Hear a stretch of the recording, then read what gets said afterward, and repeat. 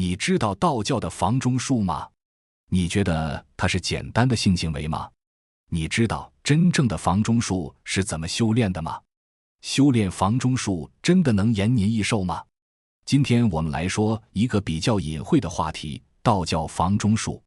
房中术又名房术、黄赤之术、男女和气之术。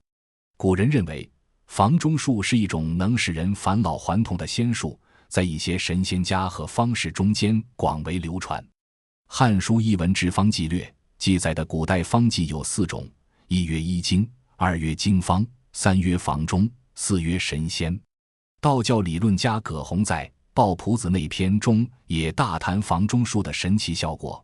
房中之法10余家，或以补救伤损，或以攻治旧病，或以采阴补阳，或以增年延寿。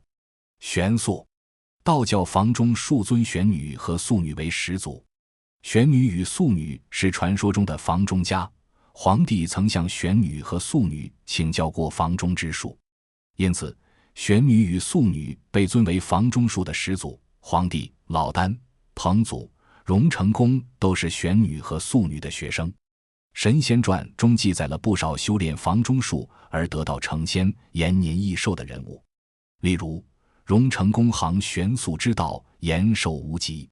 玄素之道是长生丹法中一品，以男女和气双修为要，因男子外阳而内阴，女子外阴而内阳。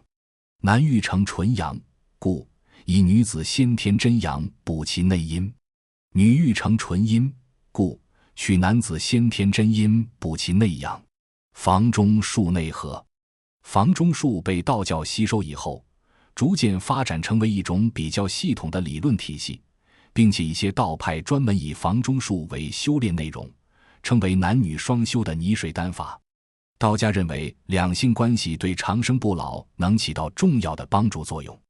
私下练习的这种技术被称为阴阳养生之道，其基本目的是尽可能地保存精华，并利用2个个体中的巨大力量作为互相的不可缺少的滋养。道家的修炼术与世俗普遍的行为方式之间并无绝对的差别，不同的是道家出于坚持自己一贯的思维方式，特别强调了房中术中女性的重要性。道家的房中术中包含了2个相对立的方面，为了增加精华的数量而进行刺激，另一方面采取方法避免精华的流失。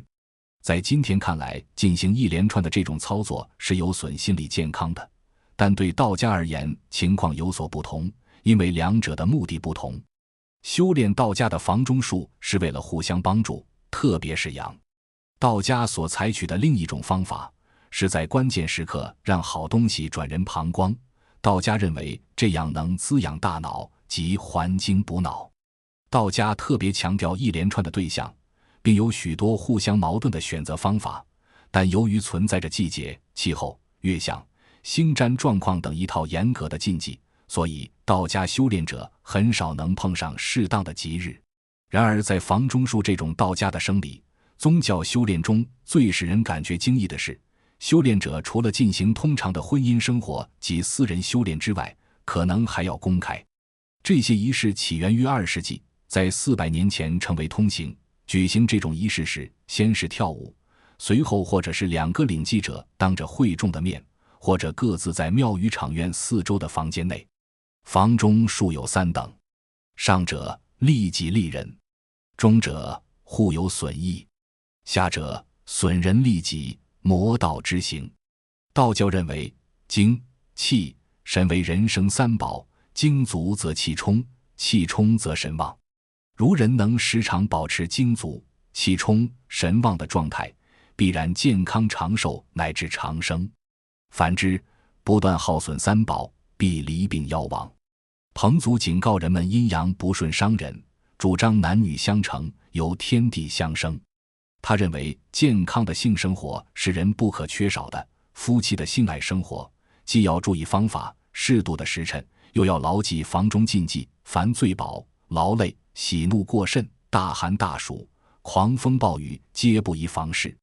彭祖山养生殿可说是彭祖养生术的博览园，他通过雕塑、绘画、书法等形式，充分地展现了彭祖房中术秘诀，讲了房中术的3个主要问题。第一就是姿势，姿势共有3种。第二就是时辰，也就是说24小时中什么时辰最佳。第三就是如何采补阴阳。房中术修炼，房中术的修炼分为4个层次，要依次逐渐修炼。1. 筑基，就是要有一个基本健康的身体，与武术和气功的百日筑基功基本是一个概念。要学会腹式呼吸，即吸气时缩肚子，呼气时鼓肚子，有一定的定力。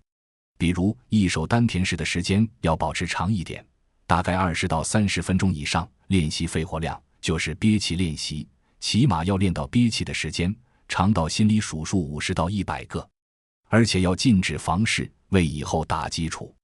具有这4个基本功后，方可进一步修炼房中术。筑基不牢，练也白练。贪功心切者，早晚白费功夫。筑基所用的时间长短也是因人而异。2. 炼药化精，最好盘坐，不习惯的也可以坐在沙发上，以浑身放松的姿势，如双手放在腹前，像练气功一样，以呼吸为风，牢记匀、细、长、憋4字，腹式呼吸，以由唾液和体液为药，意念想象着有一个红色的温暖的火，将积聚在丹田里，慢慢的烧热，缓缓的不断的加入风、药、火，这就是炼药化精。这个时期一定更要禁止房事，这个过程非常重要，是生长身体内各种内分泌物质的过程，包括精液、血液、各种激素和身体内一切强壮身体的物质。练到此时有如下特征： 1. 身体非常强壮，不生病，抵抗力很强，也就是身体非常健康，相当于太极拳等公元气功的功效。 2. 注意力已经非常集中，没有走神和心猿意马的现象。 3. 腹式呼吸自如，成为习惯。 4. 呼吸顺畅、均匀、缓慢、从容，时间很长。 5. 脾气明显改善，不急不躁，处事大度、厚道。 6. 丹田发热，腹部及下身有感觉。这个过程因人而异，时间或者1个月或者几个月，依赖原来的身体素质和心理素质。上述6个特征不出现，也是不可向下练，因为练也白练。 3. 采药，炼精化气的过程，在第2层练习时会出现发热等等特别感觉，这个时候要忍住，直到这些感觉消失后才可以双修。 4. 入顶双修，在双修时到了关键时刻，一定要运功采药，吸到头顶，再顺回丹田。一轮下来，修行之人如果还有体力，可以重复上面的修行内容，直至入睡后还是精神饱满的状态，才说明是成功的。以上就是今天介绍的内容。中华文化博大精深，非专业人士切勿模仿，还请大家以了解国学的目的娱乐观看。你觉得道教的房中术有道理吗？是耍流氓的行为吗？欢迎在评论区留言。感谢观看，喜欢我的内容请点赞、关注、转发，我们下期见。